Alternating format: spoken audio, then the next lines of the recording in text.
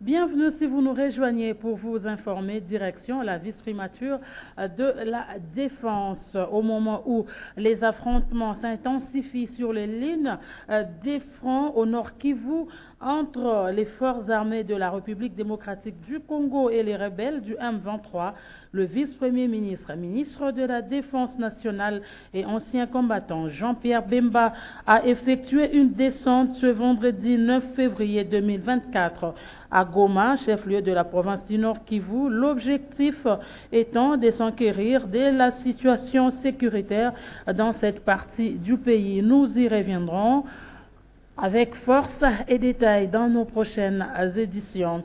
Au nom du vice-premier ministre, ministre de la Défense nationale, Jean-Pierre Bemba Gombo, que Sami Adoubango, vice-ministre de la Défense nationale, a ouvert jeudi 8 février 2024 à l'amphithéâtre du Collège des hautes études des stratégies et des défenses Tchel, dans sigle le séminaire régional, marquant l'ouverture des enseignements de la 7e session spéciale de ce collège placé sous le thème Guerre dans l'Est de la République démocratique du Congo. Quelle solution durable préconisée au niveau national et au niveau sous-régional? Suivez.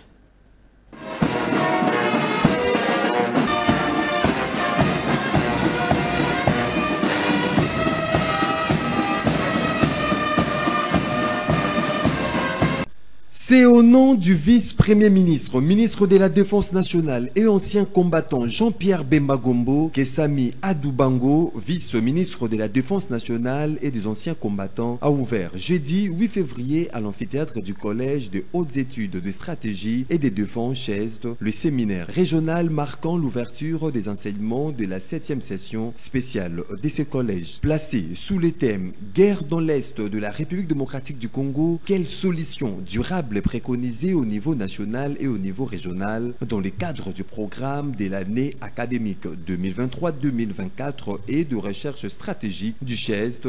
Plusieurs allocutions ont été faites, notamment celle du commandant du CHESD, celle du chef d'état-major général et enfin celle du vice-ministre Sami Adoubango qui renseigne que la question de la guerre dans la partie est du pays demeure la préoccupation majeure de la nation.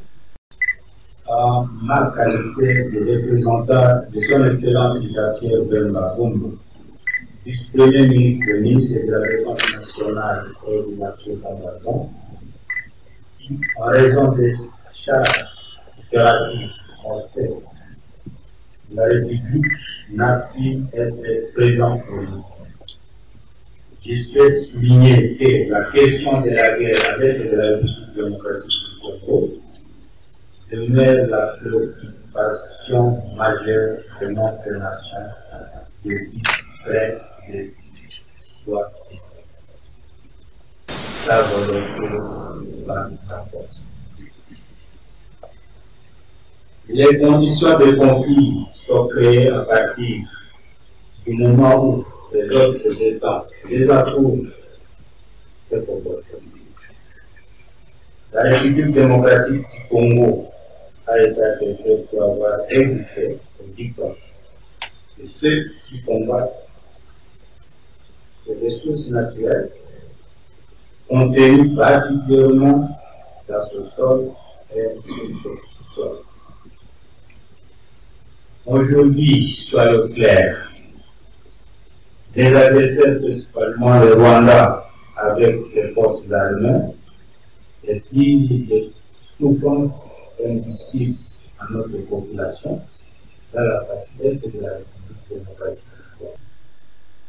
La tenue de ces séminaires régionaux au sein de la prestigieuse institution qu'est le CHESD revêt une importance cruciale à plusieurs égards. Il met en exergue cette haute institution dédiée aux réflexions stratégiques. Il vise à réfléchir sur les stratégies susceptibles de résoudre cette crise, a conclu Sami Adoubango.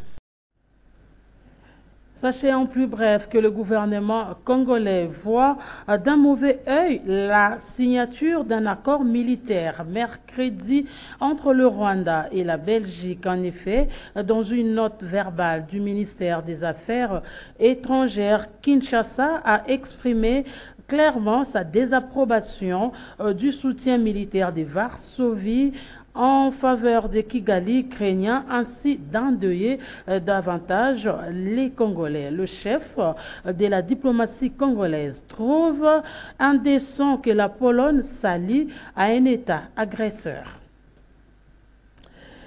Et puis quelques jeunes Quinois se sont rassemblés ce vendredi sur le boulevard du 30 juin pour protester contre le soutien des Occidentaux au Rwanda. En effet, les manifestants vêtus des couleurs du drapeau de la République démocratique du Congo ont dénoncé dans leur pancarte la complicité de la communauté internationale sur la situation sécuritaire chaotique à l'est de la République démocratique du Congo.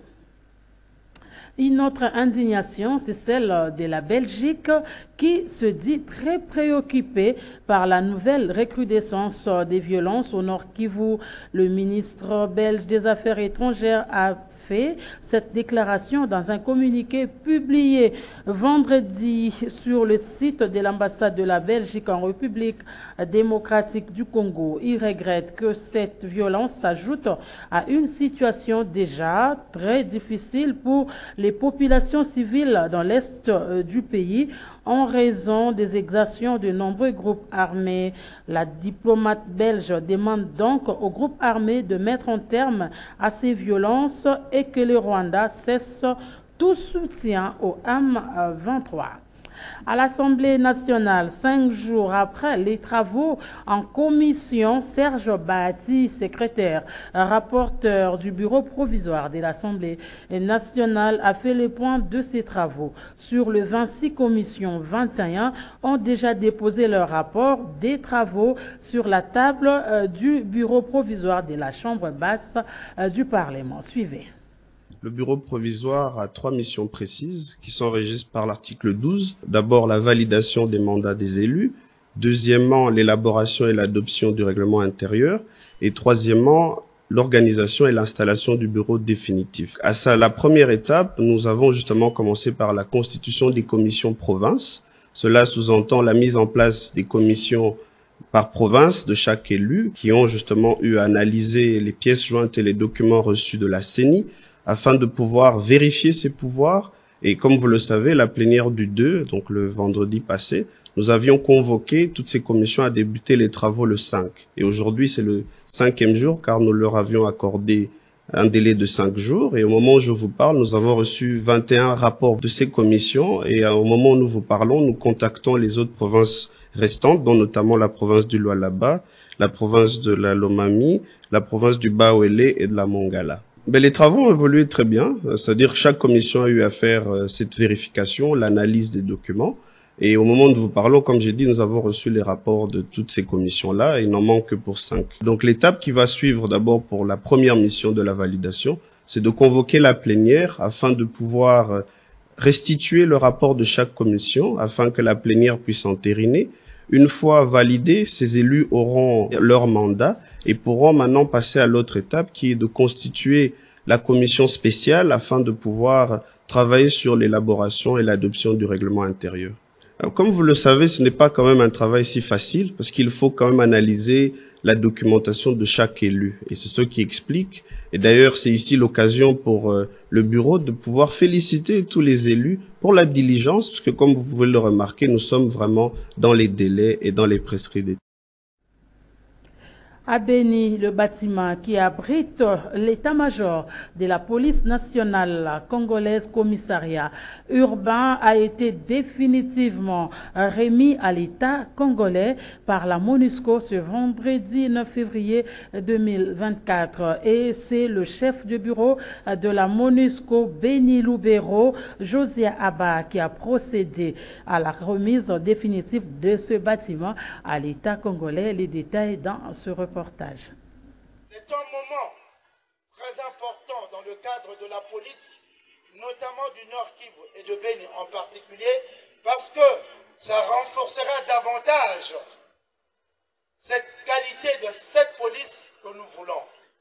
Une police qui travaille dans la population, avec la population, pour le compte de la population. Nous avons demandé à ce que nous évitions notamment le matériel létal, car en face, la population n'est pas un ennemi, mais c'est un adversaire qui, le plus souvent, revendique de droits garantis par la Constitution. Et dans le cadre du maintien et rétablissement de l'ordre public, au cas où cette revendication tourne à l'aigre, nous avons ce matériel non létal qui nous permet de remettre de l'ordre public en place. Je rappellerai donc à la police de Béni, encore une fois, que la population, les manifestants ne constituent pas un ennemi comme celui qui nous embête du côté de Massissi et de Niragongo. Ici, c'est notre population. Donc, ce moment constitue un moment de grâce, davantage pour notre police. Je m'en voudrais à cette police, et là je m'adresse au commandant 7, que vous eussiez de ce matériel en bonus pater familiaris, un bon père de famille. Nous l'avons aujourd'hui, nous ne savons plus quand est-ce que nous l'aurons plus tard. Car le pays est grand, nous avons 26 provinces, 145 territoires. Et s'il faut que nous générions du matériel à tout moment pour le donner à nos unités, quand est-ce que nous reviendrons encore ici pour vous donner du matériel? Sachez donc que quand vous avez ce matériel, c'est un matériel qui doit durer un certain temps. Donc il faut l'utiliser correctement. Restons à Béni, au Nord Kivu, pour parler cette fois du lancement officiel de la première phase des travaux d'asphaltage de la mairie urbaine. Ces travaux seront exécutés pendant au moins 18 mois par la société des services Viumbira. Le point avec notre correspondant Joël Kamabou. C'est le vice-gouverneur de la province Nord-Kivu, le commissaire divisionnaire Romadi Ekouka, qui a présidé le lancement officiel du début des travaux d'asphaltage de la voirie urbaine de la ville de Béni à l'entrée du rond-point Kabila à Malépé. Cela est grâce au premier plaidoyer de l'honorable Koule Viumbira Kadé, désormais député provincial élu de la ville de Béni. Le vice-gouverneur du Nord-Kivu parle des projets qui vont booster le développement de la ville de Béni et va rendre accessible les rues et avenues de Béni. Et ces travaux que je lance aujourd'hui seront achevés dans les délais prescrits, le partenaire choisi étant parmi les plus expérimentés du pays. Il s'agit de la société de services Viumbira SSV, en sigle, dirigée par une dame de fer affectueusement appelée Maman, j'ai tout pour ne pas la citer. C'est le Timothée Soumaïli, lieutenant professeur de l'OVD au Nord Kivu. La ville de Béni va bénéficier de plus de 5 km qui seront asphaltés pour cette première phase et qui va durer 18 mois avec un coût de 9 millions de dollars qui seront alloués aux travaux et plus que des activités seront exécutées par la société de services Viumbira SSV expérimentée dans ces domaines. Les travaux d'asphaltage de cette première phase dans la ville de Béni couvrent un linéaire de 5251 mètres avec une largeur de chaussée de 7 mètres pour une durée maximum de travaux estimée à 18 mois hors intempéries. Pour Mme Flora Mbaya, la gérante de société de services Viumbira SSV a réitéré la volonté de son entreprise à rendre un travail de qualité à la population de Béniville. D'après elle, la société de services Viumbira SSV va utiliser une main-d'œuvre locale pour lutter contre le chômage dans la région de Béni qui est secouée par les affaires de guerre. En ce jour, nous sommes invités à vous donner notre réponse à travers la société SSV, dont encore une fois, un marché concluant a fait l'objet de cette œuvre. Il s'agit d'un partenariat privé qui unit le gouvernement à notre société sous la bénédiction des pétroliers de la ville de Béni. Nous réitérons notre confiance au gouvernement provincial pour l'encadrement de cette initiative combien louable. Nos remerciements les plus sincères s'adressent également à vous, Chers habitants de la ville de Béni, pour avoir porté votre choix sur notre personne à législature provinciale, il s'agit d'un partenariat entre élus et électeurs. Nous sommes fiers de vous et fiers de votre choix. Les choix utiles pour la ville de Béni payent déjà. Cette cérémonie s'est déroulée à présence des autorités politico-administratives de la ville de Béni. La population de Béniville a salué ces plaidoyers payants du député provincial Koulevumbi Rakade qui reste déterminé pour le développement de la ville de Béni. Rendons-nous cette fois à Inongo où l'Union nationale de la presse, section Grand Bandundu, exige la libération du journaliste Blaise Mabala de la radio Mémoral FM, arrêté à Inongo et transféré à Kinshasa. Suivez à ce sujet la lecture de la déclaration de l'UNPC Grand Bandundu lue par son secrétaire général Nicolas Maba dans cet extrait choisi par Bonheur Nzinga. Nous, journalistes œuvrant dans l'espace Grand Bandundu, avons appris avec indignation l'arrestation et transfèrement à Kinshasa de notre confrère Blaise Mabala Moufou de la radio Mémoral à partir de la ville d'Inongo, chef-lieu de la province de Mai-Ndombe. Des images devenues virales sur les réseaux sociaux illustraient son transfèrement dans des conditions inhumaines dans un canon rapide convergent vers Kinshasa sous menottes d'Inongo à la capitale avec tous les risques possibles en cas de naufrage mettant en péril sa vie. Ces actes, pires que le traitement inhumain et dégradant, révèlent combien la presse continue à être muselée en plein état de droit alors que le journaliste était fortement surveillé. Les photos capturées par des inconnus et répandues sur les réseaux sociaux lors de ces transfèrements présagent un triomphalisme de la part de ceux qui ont concocté contre le journaliste afin de saper sa personnalité. Selon les informations recueillies, le journaliste Blaise Mabala est en détention à la prison centrale de Makala depuis le 24 janvier sans être déféré devant une juridiction, alors que son juge naturel est resté à Inongo. Selon les sources concordantes, le dossier de Blaise Mabala était pendant devant le tribunal de grande instance d'Inongo. Il a été envoyé en communication à la Cour de cassation afin de permettre au juge de les entendre avec un des accusés qui est le vice-gouverneur de Mai-Ndombe pour des allégations tenues contre son titulaire sur les antennes de la radio précitée. À ce jour, tel est notre regret de constater que le vice-gouverneur accusé par son titulaire devant la Cour de cassation circule en homme libre sur les rues de Kinshasa. Ces actes présagent un plan machiavélique et un coup monté tendant à nuire la vie des journalistes alors que la personne recherchée est en liberté. En société, parlons de la traque des délinquants communément appelés Kuluna. Les commandants de la police dans le district de Moamba, le colonel Freddy Lifenge, tient à l'éradication de ce phénomène. Au total, 136 présumés délinquants ont été interpellés. Regardez. Cette opération de bouclage pour la traque des délinquants communément appelés Kuluna dans le district de Moamba a été précédée par une séance de sensibilisation de policiers par le colonel Freddy Lifenge, commandant du district de Moamba. Ce dernier les a appelés à ne pas s'en prendre des paisibles citoyens et leurs biens. Il a mis en garde tous ceux qui coopèrent avec les délinquants. Vous allez, messieurs, vous allez motoyo, aux autres à bâton exemple.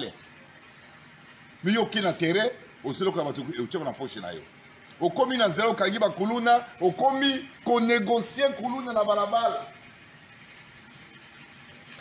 Parce que, au yebandi na ye, après seulement 20 000 francs, au tina poche au tiki ye.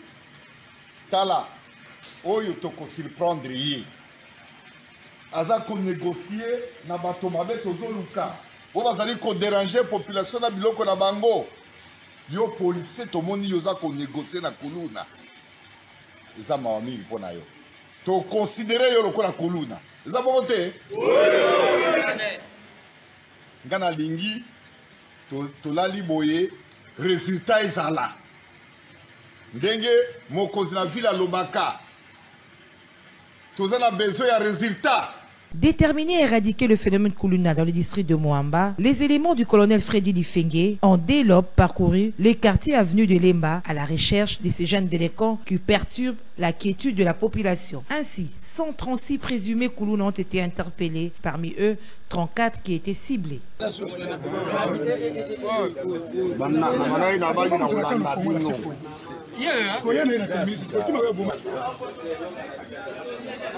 C'était une occasion pour une des victimes dont le véhicule a été saccagé par de jeunes délinquants de témoigner. Et curieusement, la police va faire l'opération. J'ai grand parmi les pe na bengi déjà mettre azoya na kolanda etine na suka na mona place avandi na makala ngala kolesa ye ngai na kokolesa ye na prison na bongisa mutuka na ngai yende akutulwa général so na ndwa mo beso moto gashi na bango limon ayebi mo bazangi parler awa yeyo mususu yeyo alobo melo yeyo. Notez que dans le lot des interpellés figuraient des innocents qui ont été libérés dans l'immédiat.